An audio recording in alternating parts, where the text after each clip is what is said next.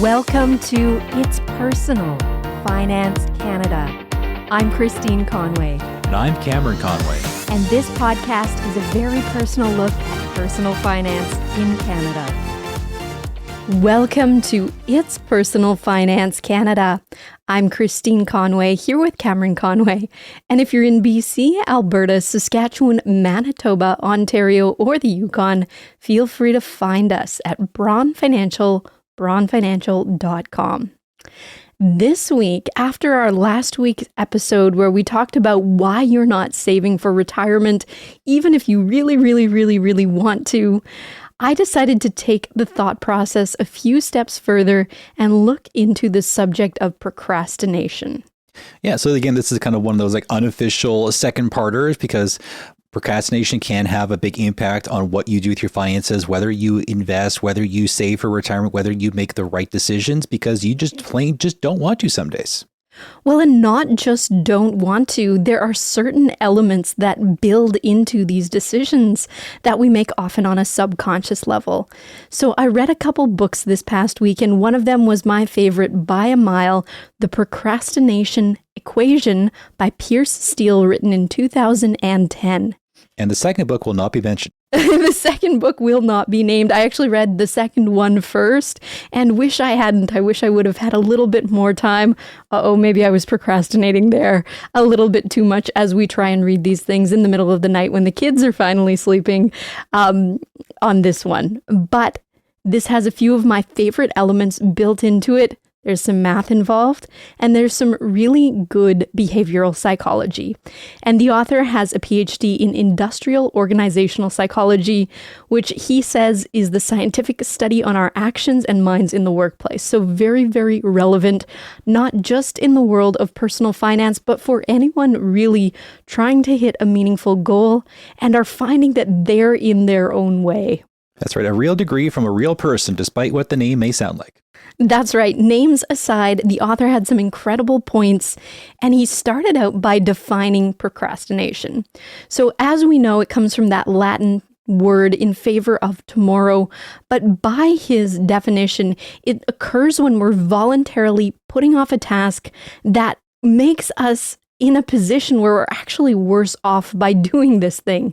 So we procrastinate. When we procrastinate, the very act of procrastination is us working against our own best interests and kind of blocking our access to our own best selves and our own best outcomes. Yeah, it's like kind of ongoing battle between what I should do and what I want to do. Like today, I went outside and did the yard work instead of having a nap on the couch. You know what? That nap sounds pretty good, especially with our busy lives and a couple kids and work and everything. But the yard looks great too, so I suppose I can't complain too loudly, mostly because you were the one doing the hard work today. So thank you for that, Cam. So let's look into the author's 3 factors of procrastination. And this is where I love it because there are factors and then they turn into a formula when you put them all together. Oh, can I guess what the formula is? Is it the reasons I should do it times 0? Oh my goodness. We need some positive momentum here, so I'm going to say no to that one. Inner motivation divided by 0. Oh man. Well, intrinsic or external, right? Motivation can absolutely come from inside of us, or it can come from something outside of us, like wanting to keep our job or just keeping the house tidy, getting the chores done. But let's look at the factors that the author laid out regardless of the cause or regardless where this task is coming from. The first was something he called expectancy, and he defined it as what you expect to have happen. So this is, what is the outcome? Is it going to be positive? Is it going to be negative? Is this task something that you have a competency for? Is it something that's going to be difficult? And he said that once this expectancy is in place, if it's negative, it can be much harder to motivate yourself to continue or to pursue the task. Yeah, this is kind of the hopeless part of procrastination, where you don't think something is worthwhile. It's not worth your time. It's not going to fix anything. So why bother putting the calories to work to get up and deal with that thing? If you got a bad expectation, it's a lot harder to motivate yourself. Whereas we'll see later, if you have a good expectation, it is marginally better to motivate yourself and not to procrastinate things. Well, yeah, and I think that the point with expectancy is it can go both ways. It's not inherently good or bad. It's what we assign to it that makes it so. So expectancy can be positive, and that can create a positive momentum or a positive expectation or the hope of a positive outcome. Yes, I've got a yard of dirt in my front yard, and my expectation is to get even hotter in a couple of days. So my expectation is I should get it done with now when it's only 20 degrees, not 30 degrees. So that brings us to the next variable, which is time. The pressure of a deadline, so your hot sun and a hot summer day, is very much a motivating factor. And it's funny when you think about this in terms of longer term goals, it can be easy to lose those deadlines because they seem so far away. So time, the length of time between where we stand now and when you would fundamentally have this task completed is what he's referring to here. And lastly, value. Value is really the concept that we tend to put off what we don't like. So the question to ask yourself when you're assigning a value to something is, how do you feel about what you're putting off right now? What are you procrastinating on and how do you feel about it? So value could actually be viewed in this context as a measure of enjoyment. Or you could state it in a way that says the less value you assign to something, the harder you will find it to be to do that task. Yeah, to kind of follow back up to last week, people could have a low value in a budgeting, or they just want to spend now and not worry about saving for tomorrow. And what do you actually think is worthwhile is going to help you determine what you do. It's something we've kind of talked about a few different times, but what you assign your value to is what you're going to spend your money on. Oh, absolutely, because you'll be focusing on the things that give you the most enjoyment. And I mean, if you think about these three metrics and you apply them to your finances, things like getting out of debt or figuring out if you have enough money saved for your retirement or even having to redo your budget, how do you feel? Like if you feel that outcome is going to be negative, that's expectancy. That's a negative expectancy that's already kind of putting you maybe in the crosshairs of procrastination. If you ultimately dislike these types of tasks, organizing your finances, looking at your debt, evaluating if you've had enough saved or what else you have to do, that's that value piece. That dislike, again, can be on the negative side of this as a disincentive that will make it more likely that you will procrastinate on this organization or this debt management or this retirement planning later because we put off something that we tell ourselves we do not like. And finally, time. We talked about this one quite a bit in last week's episode. If there is no assigned metric of time to what you're trying to achieve, or if it's so far in the future that it's kind of irrelevant to you today, like retirement is generally defined by age, and if you're young and that age seems far away, it's hard to pull that present into a reality today. So if there's no goal, no deadline, no goalposts, no intermediate goals along the way to mark your progress that are actually achievable in a much shorter time horizon, your motivation can decrease substantially as well.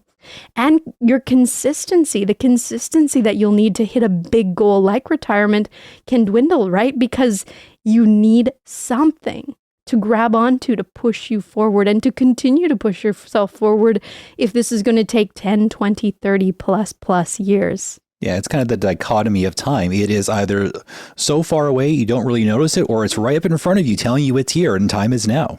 Well, and isn't it funny how our experience of time changes and moves, where something seems exactly like you said, Cam, far, far, far away into the very distant future, and then suddenly it's here. And we look at each other and we say, where did the time go? And it all felt like a dream. It happened so quickly. And it kind of forms those memories that we hope to enjoy and carry with us for years to come. But in this context, the author did something really cool that I liked. He came up with formulas and he called them expectancy theories. And I mean, if you've been listening to the show for a while, I love a good formula. So if you can combine behavioral psychology with a little bit of math, I'm in my happy place. And that is where this kind of all came together for me. So let's start with something very simple, and it kind of builds over time. So bear with us as we progressively work through this to its completion as we build on this example. He starts off with something he called the expected utility theory. which is that people make their decisions by multiplying expectancy and value together. So this part of the equation is very simply that: expectancy times value. Let's define that. What does that actually mean? It means we are making our decisions on how likely we feel we will get a positive outcome in anticipation of a good outcome, multiplied by how much value we assign to this. Yeah, I guess another way you can look at it is how happy are you about this thing that's coming in, and then how much does it mean to you? The expectation and the value is these two things kind of coalescing together, but both of them kind of have to be positive to motivate you to kind of get off the couch and do something or do that project or whatever it is. Do you see something good coming out of this effort, and does it hold enough value to make the effort worth it? Well, and I think he was trying to define why people do what they do. And I mean, if you think about it as like a time-wasting activity, like think about doom scrolling. This is kind of what it spoke to me. If I am mindlessly scrolling on my phone and it's late at night, I'm doing something that I find enjoyable. I know I'm going to find memes or little videos that are going to make me laugh or smile. So my expectancy is for a positive outcome. And the value is high for me because, like I said, I'm laughing, I'm smiling, I'm enjoying it, even if it's a giant waste of time and I could be reading books about procrastination. So even if I'm wasting my time, because I know that this activity will give me a positive experience, that's why I do it. And this is what we're competing against for the tasks that actually will improve our lives. Yeah, we have very different reasons for doom scrolling. I tend to doom scroll because I'm looking for all the different bad decisions people have made that are making my job a lot harder. Well, there's no shortage of that in the news cycle these days. The media, the politics, the markets, they are making it very, very, very challenging. And of course, Cam, your research process is second to none. So it's really, really interesting to watch you slowly lose your mind a little bit to this, but ultimately... Oh, it's not slow anymore. Well, it's coming at the speeds of the news cycle, right? So, but ultimately, you give us some really good and timely insights that we can use in our portfolio management and construction. But that's another story for another day. But yeah, if you think about going back to the doom scrolling, so my version, not Cam's, where it's an enjoyable, positive, high value activity, even if it's not progressing any of my goals or objectives, it's natural that my brain will crave this because the outcome is known, it's easy, it's something that is automatically going to give me some satisfaction. And in a funny way, it almost sounds logical that we would gravitate towards this, or that we would use this as a form of procrastination when we do have a hard or difficult project or a hard or difficult task or something that's complex, in the sense that this is immediate, it's enjoyable, and it's easy. And that is so hard for your brain to ignore, because your brain is always looking for ways to expend the least amount of energy we're trying to conserve, right? For the big, big, big things that may come along that we may have to do, like running away from that saber-toothed tiger or completing a deadline at work on an important report. Yeah, that is a big part of the battle of procrastination. Your brain is just constantly looking for the easiest, quickest, and fastest way to get itself some form of pleasure, security, or relief. And sometimes procrastination is a buffer to kind of keep you away from the opposite of all those different things. It's funny. Or patterns, right? Like, we like patterns too. Our minds gravitate towards the repetition of a pattern. Sometimes we don't even know why we're doing the thing we're doing. It's just we've done it that way for so long that it becomes automatic, and there's little mental energy being spent addressing this, and we don't change it because it's worked in the past.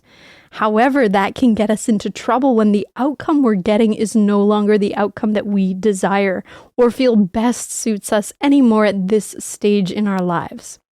So let's go back to the book where the author actually gave us a couple of money examples that I thought were pretty interesting. And I'm going to paraphrase loosely his examples here. So he said, what if I had two piles of money in front of me? And the one on the left, I said, I am absolutely, definitely going to give this to you. But the one on the right, well, maybe I won't.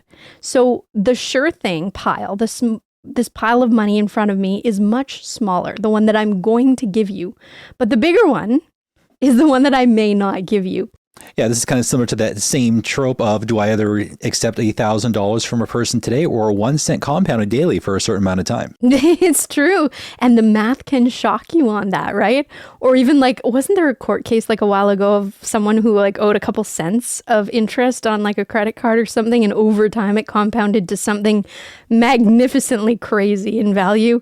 I can't remember if that was real or fabricated, but I read it somewhere at one point in the past. But in this book, he equated it to buying stocks or bonds. And he kind of said, to make sense of your options, you have to incorporate value into your decision in order to judge how much that bigger pile needs to be, how bigger that big pile needs to be in order to inspire you to take more risk. So again, it's this play on expectancy and value, where basically if one pile is small and one pile is little, where does it fall on the risk profile? And what is the expectancy and what is the value?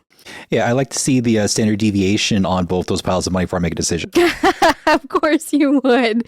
Well, and actually that leads us into the second part of his equation, which pulls in that third variable we talked about at the beginning, which is time. And again, this comes back to behavioral economics. And this equation, he called it the matching law. I hadn't heard that before, but I guess it's out there.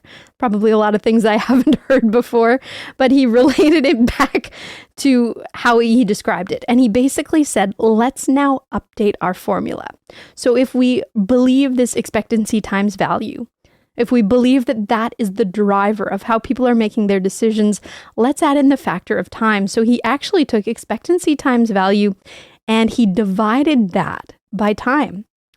And that is so interesting to me, because the greater a delay to the achievement of whatever your end result is, the lower your motivation, the harder you're going to have to fight to continue to motivate yourself through the process. So even if you are sure that you're going to get a good outcome and your expectancy is good, and even if that value to you is sky high, if you're dividing that over a very long period of time, motivation can drop. It's hard to keep that excitement high because, like we keep saying, our minds are wired to live in the here and now. We're in the present, and we tend to place higher value on something that we can achieve today, here, consume here today, enjoy here today, over what we could potentially have in the future. Yes, unlike other math formulas and other bits of numbers, you want that time value to be as low as possible to kind of maintain the maximum output of the rest of the formula.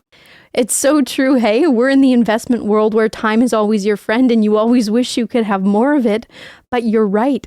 To try to stave off procrastination, we're doing the exact opposite here of we are now trying to shorten the time horizon. And he's got some quick tips about that we'll talk about a little bit in the not so distant future.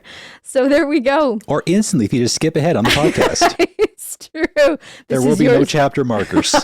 Watch it all over again. This is yours to control. Well, don't they have those little auto summaries in the bottom of what we're talking about? I'm going to turn those off.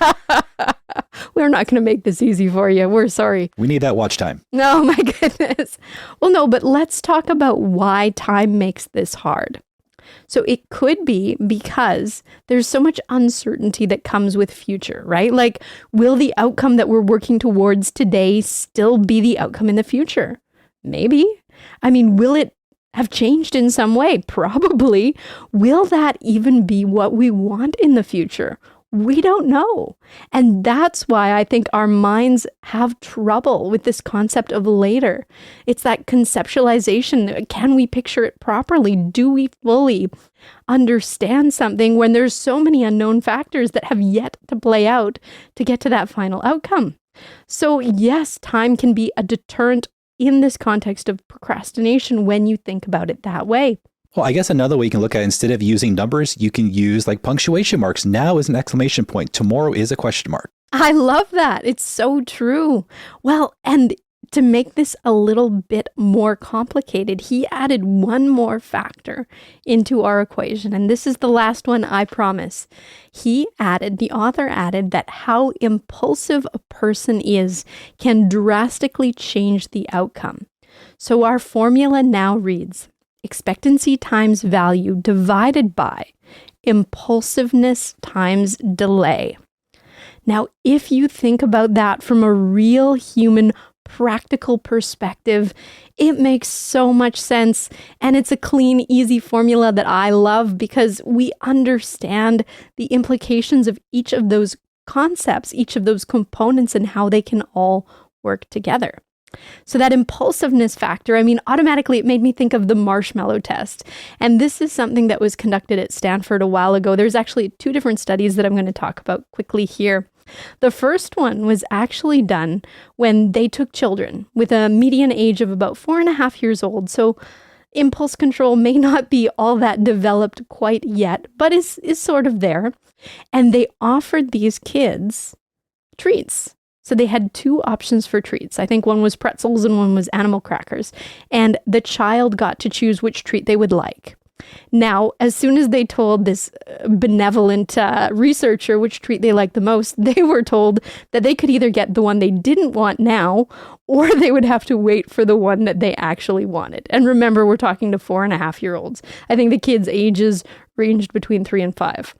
Yeah, and the great thing about a test like this is that kids will give them a complete and fully unfiltered answer to kind of help determine how this want now but can't have, no later bad, give now process really works for grown-ups who really think the same way and just kind of sugarcoat it. Well, or provide a different filter, right, to what they're actually thinking. Well, and I'll kind of quote this from where I found it. It said, the results indicated the exact opposite of what was originally predicted. Instead of the rewards serving as a cue to attend to a possible delayed reward, the rewards themselves served to increase the children's frustration and ultimately decreased the delay of gratification. So that reward being present, and we'll see it in a second with the marshmallow test, it actually wasn't helpful. It actually made it harder to see. So let's talk really quickly about that famous Stanford marshmallow experiment. So this is more kids now. This is 50 kids now, same median age, about 4.5. Yes, we're testing on children. It's funny. But they can't complain about it. Well, they were getting treats. So I suppose the ability to complain was lessened by the treats, if they got the treats. Oh, sure. Don't go in a white van if they have treats, but go talk to a research scientist if he has treats, right? And he works at Stanford. Yeah. So the children were put in an empty room and they had a choice. And these were marshmallows in the test. They could eat 1 treat now, or they could wait 15 minutes and get 2 treats. The power of compounding. Double your marshmallow experience. So in the experiment, the children were actually tested under several conditions. The first was using an external distraction, so like a toy, an internal distraction, so like an idea or a song or something like that internally, and waiting for the delayed reward with no distraction at all, and then no delay. Haha, that makes it easier, hey? So there were different experiments conducted, and it came up with some more findings. And they found basically that, and I'm going to read this here, the effective delay of gratification depends heavily on the cognitive avoidance or suppression of the reward object while waiting for them to be delivered. Additionally, when the children thought about the absent rewards, it was just as difficult to delay gratification as when the reward item was directly in front of them. Conversely, when the children in the experiment waited for the reward and it was not visibly present, they were able to wait longer and attain the preferred reward. So this experiment was important because it's testing how well we can effectively delay gratification and what conditions make it easier to do so. So if we're going to kind of try and relate this to present, if we're trying to delay something, removing ourselves or removing that thing that is tempting us is so hugely important in context, according to this study. So unless I'm kind of misunderstanding this, are they saying that the key to get what you want and deal with procrastination is just to distract yourself with something else so you don't procrastinate? But isn't procrastination just a big distraction in itself? No. The marshmallow experiment was all about delayed gratification. So if you are trying to delay gratification, removing the thing that you want from your mind and from your experience in terms of the actual object from your experience, that's what worked. But this is overall talking about procrastination, and we can procrastinate in so many different ways across so many different areas of our lives.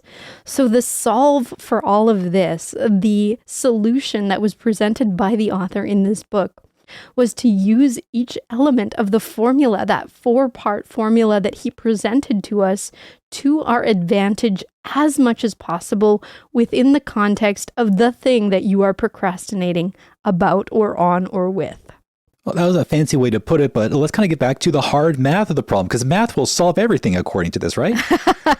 Math solves, or at least makes obvious all of our problems. So he framed the new solution as motivation equals expectancy times value divided by impulsiveness and delay. Yeah, so a quick way to look at that would be kind of E times V divided by I times D to the power of N. Oh my goodness. I think you made it all backwards and confusing. So let's not do what Cam just did. Do I have to put like a big sigma in front of it? We're not looking for calculus here. We're looking for practical solutions that we can use on the daily. Well, no, but using expectancy. Let's start with the equation. Let's go back to the equation. Using expectancy to believe that that win is possible, or to believe that you have the ability to accomplish that task or achieve that positive outcome that you want. And then value, I mean, that can be external, but it can also be intrinsic, right? So the author had suggested if you lack a large resonating goal right now, then your most important task is to find them and define them and give yourself something meaningful, high value to work towards.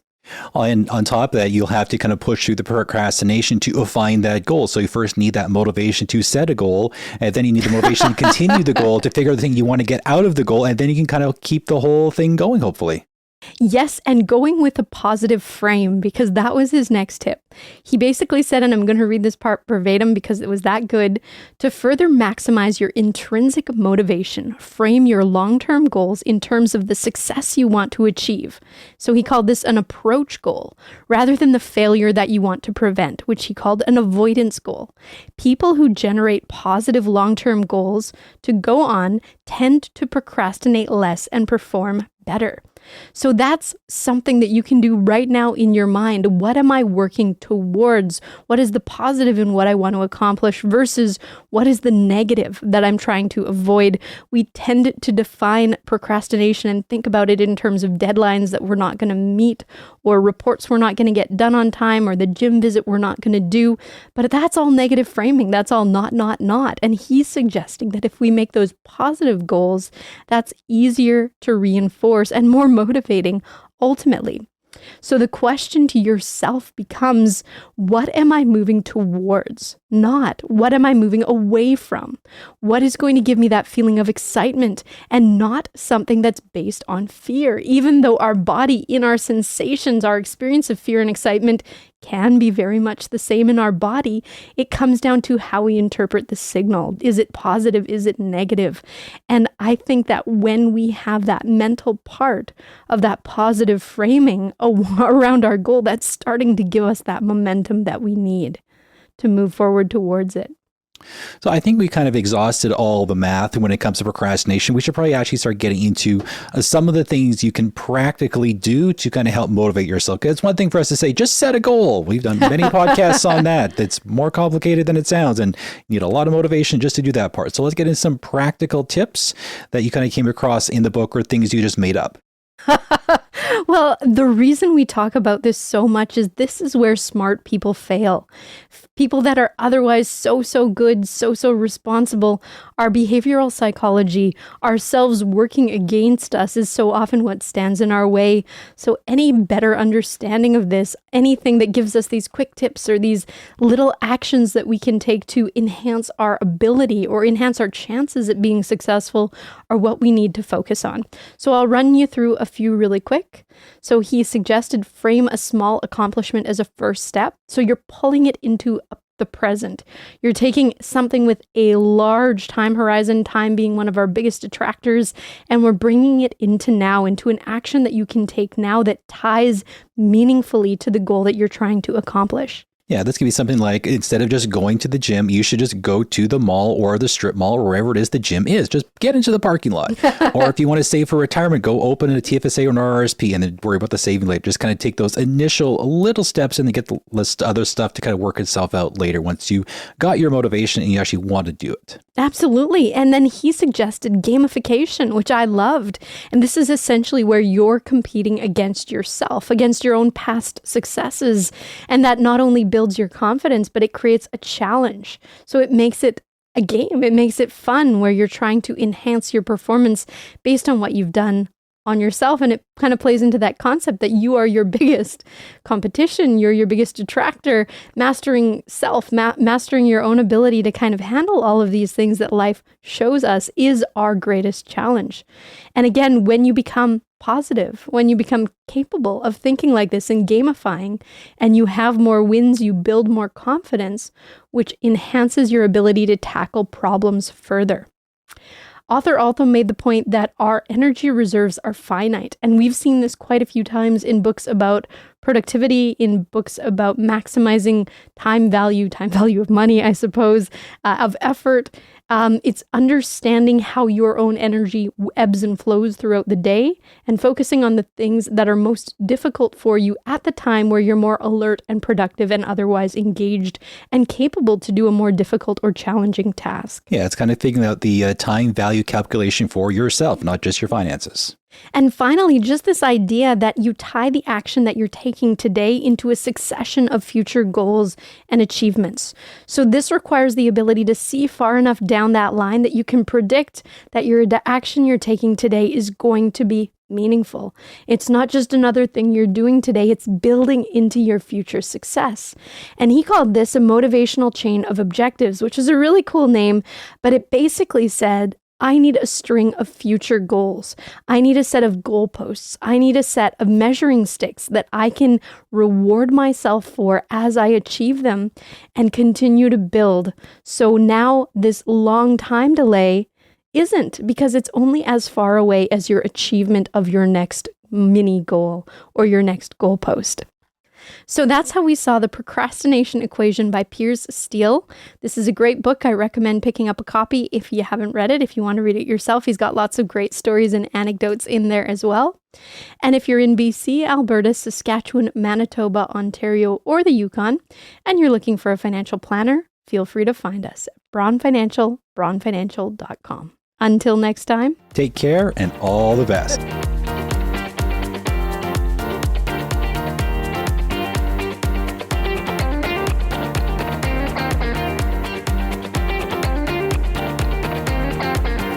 Until next time. Oh no. Until next time.